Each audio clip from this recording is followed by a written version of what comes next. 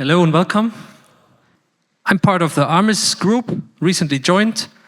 I have a background in industrial cybersecurity, machine manufacturing, so very heterogeneous from IT to OT. That's just a couple of words about me. What you can expect today is like an insight into cybersecurity techniques on how to generate insights into the networks and the assets, potential attack vectors related to pen testing, and then some real-world case studies, how our solution provided a benefit for the operators. So I brought you a very generic slide just to give you an overview where you can find this topic, at what stage in cybersecurity. And this is not just based on our intelligence, it's based on the Gartner cyber-physical security, cybersecurity maturity, basically. So it all starts with the asset visibility and then contextualizing it, assessing the security controls, handing over to the exposures, identification and prioritization, and then governance and compliance sometimes, or automation, orchestration. So that's more or less the journey. And today I would like to start a little with the OT security posture and the very first steps in the cybersecurity journey in OT. In the past, usually OT security networks were isolated, separate networks. The common practice was to use like diodes, data diodes, air gapping the networks, using firewalls to separate them. Usually they were quite flat networks. Then suddenly some predictive maintenance use cases came into play, digitalization campaigns. So IDS was introduced to detect intruders on the network and put in some perspective for the risk management in these domains, because usually it's combined with processes of manufacturing or value add of different kinds. And this is why IDS was a big topic, not just having air gap networks without any cybersecurity infrastructure. But there is a near future, and some companies are already experiencing it. It's about the IT-OT converged landscapes. Some companies perceive this to be a big opportunity for scale effects, where you can get rid of redundancies, where you can get rid of some of the cybersecurity experts and save some money. So even some very sophisticated computer-aided and machine learning models are being introduced. And this is something that has an impact on production environments as well. So this is some of the stages we are in. It's part of the past, but for some it's still existing today. And if you talk about the cybersecurity measures in these environments, it's some very traditional and common shared activities or use cases and processes that are covered by these solutions.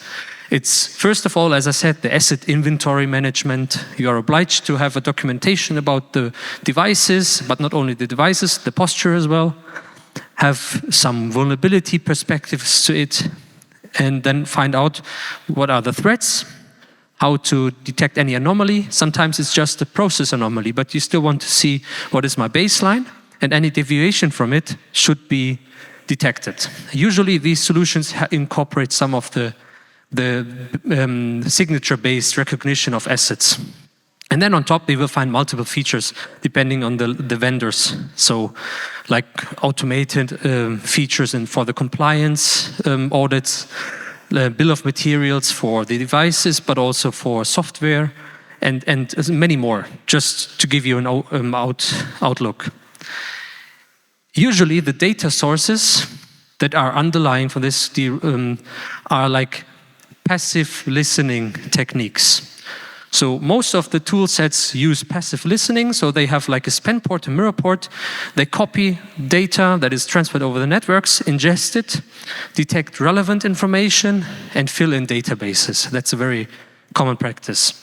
And then there are some vendors that do active polling, so they get into interaction on the networks with the devices and actively poll data.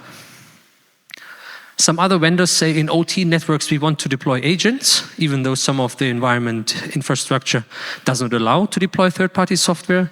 And others say we will use APIs because they're a modern technology and interfaces that we can use for interaction on a bidirectional manner.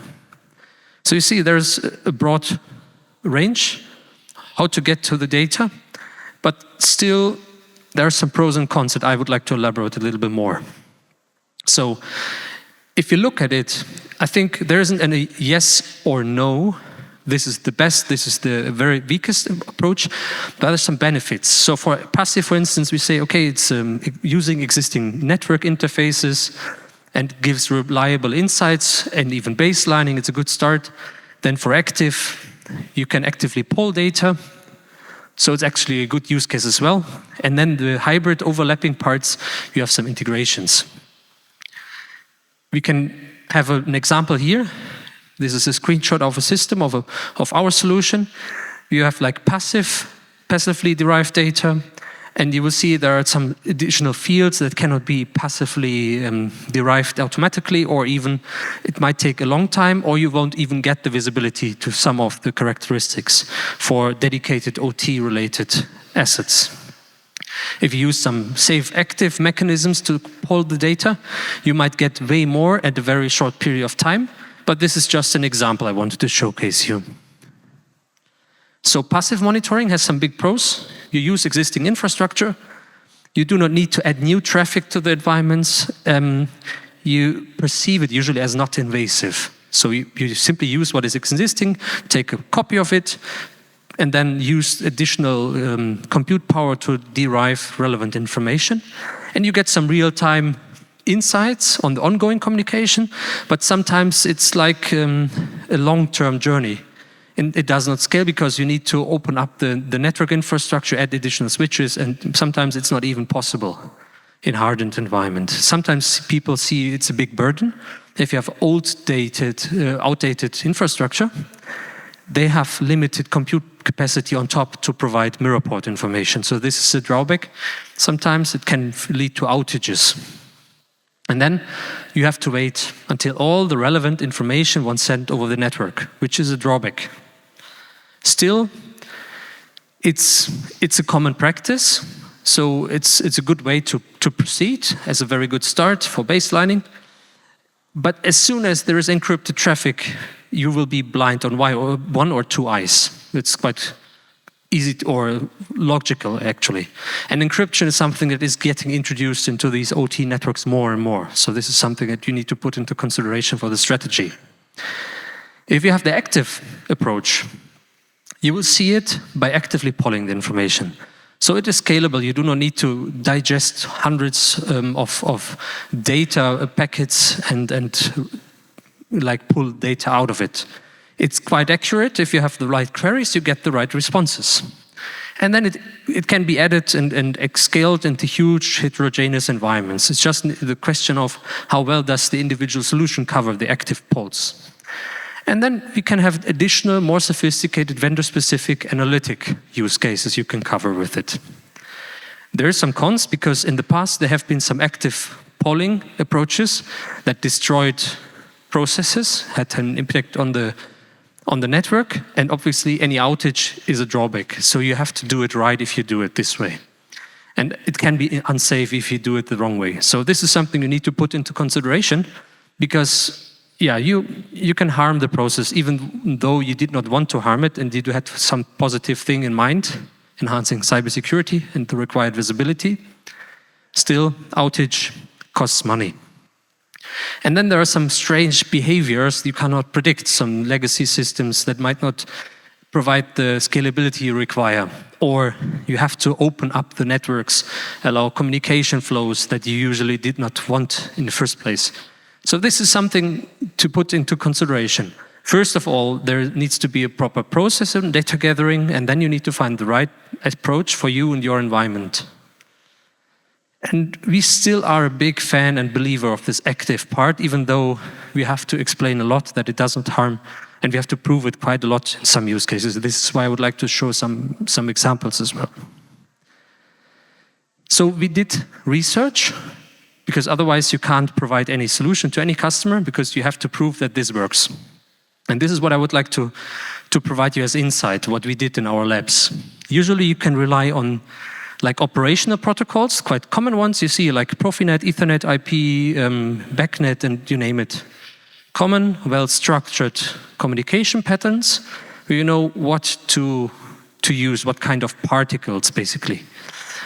Or you can go for the vendor-specific protocols and then actively interact with the devices that speak the various languages. This is an alternative to it. So if you go to the operational protocols, they are quite safe and predictable by design because they are made to scale in operational environments. But the value you get based on the standards might be limited. So you will have to be more bespoke than the use cases you want to cover. If you have the vendor-specific ones, it's more sophisticated and more detailed knowledge you need to have to interact. It brings you more value, obviously. On the other hand, it needs to be properly tested. And this is what I would like to show you what we did. We have our lab in Tel Aviv. And in this lab, we tried to test some different components. Here in this case, we will talk about delta V, where we used existing vendor-specific protocols, or for here you see some smart meters using Modbus, and we have seen some unforeseeable behavior. It was not that scalable as we would like to have it. And we even saw some reset of devices, which meant there was maybe a new IP address. It's good it was in a lab environment, because if you see a smart meter that resets itself and starts from scratch, this is a big impact because you lose valuable data. And so we had to ask ourselves, what is the best approach here? Is it the one where we just go for passive information? Or do we try to still use the active way? And how can we make it safe and scalable? And this is something what we tried. And first of all, I would like to show you how we usually operate if the vendor allows to communicate in this way. So we have had the one example where it was a smart meter. Here I will talk about the Siemens device. And we have, like you see, there's the table with some specific values we want to need, some information. And in OT, it's quite important to know not just the device, the vendor, the name. It's important to know the catalog number, the family, the model, serial numbers, sometimes even the backplane, attached devices, because this will be the important input for any vulnerability management that follows afterwards. So this is why we use a start with our edge collector, so to say. We go into interaction with the network.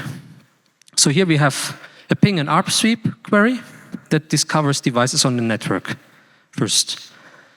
There are some workarounds if the devices do not support this approach, but in some broad ranges we can work with it. Then we get a response, which is a MAC address in this case. And here our intellectual knowledge comes into play, where we can compare. And our company possesses over 6.2 billion templates of devices worldwide. And next to it, we have the databases of vendor-specific MAC addresses. So we say, oh, yes, we know this guy. It's a Siemens device. And all of a sudden, we can limit the communication protocols that are being used in the day-to-day operation. It means the next step is, now we have a stack of 50 protocols in this example. We will just use the Siemens-specific protocols.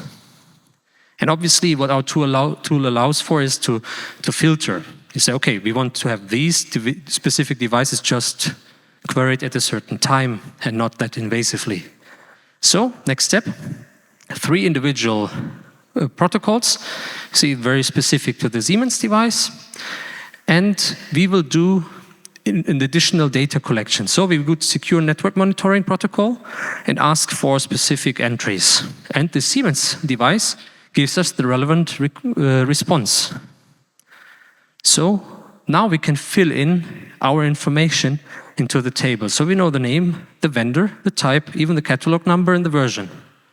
And next to it, there could be firmware, model, and even if there is, depending on the use cases, sometimes you will have onboard software, so we can pull the software bill of material, we can have more sophisticated additional details. But this is just an example how this could work and how we did it at scale in hundreds of environments, even in very specific and challenging environments. So in this example, you see just 2 packets, limited invasion, so to say, and we did not do any broadcasts and mix mapping. So proven at scale. But is it the future? Is it something that we would say, oh, this is a best-in-class use case? It's part of the entire stack you need to put into consideration. It can be also perceived as the past because interaction between PLCs and like the management instances is quite a common thing. Still good to talk in the local dialect of the devices. So we would say, let's take this challenging example we had, this Janitsa smart meter. We could not replicate the same approach in this environment. So this is why we found out, Modbus, not safe enough, not stable, we cannot predict. So what we did in this case, luckily, the solution offers an API. So let's, instead of go for the active part, we go for the integrated approach. We still did not use the agent because we do not have any agent. We try to be as low weight as possible because agents on networks or on devices have their own life cycle, can be compromised, can limit warranty. Sometimes if you install third-party software, they will tell you, okay, good that you did it, you pay for the warranty, but you won't get any support from our end because you modified the certified system. So here we go for a very standardized approach. We go for the wanted communication via the API, and we get the same result that we needed for our simple table. So the answer to the question how to approach in case of asset visibility need, go for a hybrid, check for the right tool set, and then proceed based on the actual needs of the devices on the networks. And you will have an estimate what is on your networks, what to expect. Make sure that you rely on multiple data sources and that you mix and map, normalize, filter, and then find the right approach. And then go to the ecosystem. And then find out additional frame and like meta information that will be required. What does it mean for the context of the initially mentioned journey? You want to understand the context and get awareness about the asset, and not just the single asset in OT, because IT and OT converge. So you need to have the right methodology for your IT, for your OT, IoT, or you name it environments, so digital infrastructure. And then take the right data that facilitates risk management, business continuity management, process relevant information. Put into consideration the context, put in risk data, and here you can leverage existing tools and databases that are available on the market. Find out the relevant information for your individual assets, for your individual software, and firmware versions. Make sure that you prioritize based on your business need. Not just because there's tons of alert, it does not mean that this is the highest priority for you individually. Make sure that you have the right measures in place so that you can focus on the things that actually need attention, and then keep the others for the times where you have more spare time. And connect the dots, which is quite important. Add in the recommendations for fixing issues that are known, and then put the asset into consideration, which means we have the single asset, but it's not a single asset in the process. So it's part of a value-add process, and it's part of potentially an air-gapped network, in a network that is protected by a firewall. So understand the pathways. Usually, you would go for a pen testing, but you can't do pen testing in all environments with a very sophisticated use case or a very hard and invasive approach. Instead, what we do is we create a digital twin and then proactively find out what is the configuration, what are potential attack vectors, and find out how the devices interact so that you can get the proper view of the potential ways next to the existing network connections that are being used right now. So it's leveraging hundreds of different data sources. So if you have the asset visibility we talked about earlier, then the next use cases can be started based on very strong and reliable data. And this is what we want to underline. So put into consideration not just the IDS, where the intruder is all on the network, but make sure that you get prevention into place so that you are ahead of the bad actors. And find out what are the potential ways into your devices and how do we manage them. So adding into consideration firewall, segmentation rule set, the individual threats and vulnerabilities of the devices, leading over to a resilience approach. And I can show you how we did it in an environment. So I talked about active polling. So we have I will click a little bit more. We have had an airport in India with thousands of heterogeneous IT, IoT devices, and OT as well. We have segmented networks, obviously, because of their subdivisions. And we have had different switches, firewalls, switches of different layers as well. And building management systems, baggage handling systems, SCADA systems, CCTV with streaming information, all of this in place. And obviously downtime to be avoided. So what we did, we used our technology stack, found the right setup for this environment. In this case, we had 3 active nodes covering over 15,000 devices. So we brought in visibility into the context of an airport where it's all about safety and security and continuous processes, because any downtime obviously is quite expensive.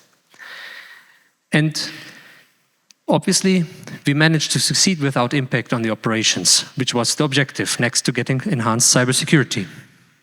So we still found the reason why this CISO of the airport had a bad day. Basically, by correlating one of the next data sources, so the firewall rule set and segmentation rule set in this very segmented airport, we could identify a Starbucks cafe with an access point where a bad actor or a script kiddie or anybody who was bored had an attack path to the departure gate. So everybody who will be flying back home, consider there might be somebody who is now interfering with your security needs by just playing around because his flight got delayed and he was sitting in the Starbucks cafe just playing around because there was this open attack path. And this is something we can showcase based on software. And if you do it manually, you might find it, but it takes a while. And here in this case, it was just an easy home run for any script kiddie.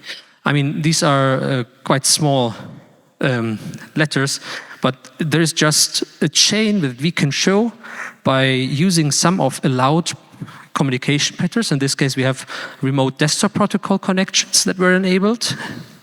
And we had some 0 days or some vulnerabilities on some of the devices in the chain that allowed for lateral movement. And this is something this is a use case that we could enable in that particular airport environment based on strong and reliable data as an entry point. If you would like to move on even more, it's not just this use case of digital pen testing of your digital twin. We have environments, for instance, in this installation in the automotive industry in Germany. This customer wanted to combine multiple processes he had. And there you see even more. There's a huge need for strong data because the processes will be based on strong data. So here they have their pillars for detection with heterogeneous vendors. They have the pillars for the remediation area. We have next generation firewalls of different kinds and flavors. They have the basic services for response. So IT and OT converged services, but also the standard documentation for asset management and access management. And obviously, luckily, they have a backup in place, backup management, but it's still multiple vendors. And the missing puzzle in this case was to have solutions that not just generate the data, but also share, because sharing is caring, even in this very challenging environment where they make nice and premium brand cars. So this is where we came into play and were able to share data that we generated in individual islands of their production sites to make sure that they are available whenever they are needed for different use cases. So to conclude, basically, if you start this journey properly, you will be able to get into scaling effects, you will get into more reliable and reproducible processes in your cybersecurity journey, and you will make sure that everybody is kept happy because outage could be avoided. So this is the short sneak preview. If you'd like to have a more deeper understanding on how we proceed and how this all can be built up, we are still available today. upstairs, like on the 3rd floor, but also available for you on demand. So just give us a call. I put in my contact details here. Feel free to reach out to us, and we will guide you through the journey at the various stages where you are and give you some insights into best practice of the market. And right now I would also open the podium for any discussion, specific questions. If you have any, I'm happy to answer you, as I still have 9 minutes left.